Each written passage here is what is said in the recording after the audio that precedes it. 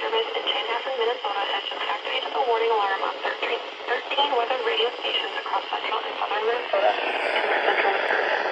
During dangerous weather situations, these specially built radios are automatically activated to warn of a hazard. Tests of these radios are normally conducted by the National Weather Service in Chanhassen every Wednesday at 1 p.m. If severe weather threatens the area near the normal test time, tests will be postponed to the next good weather day. The warning alarm will be activated for selected watches, warnings, and statements affecting central and southern Minnesota and west central Wisconsin. This concludes the test of the warning system. We now return to normal programming.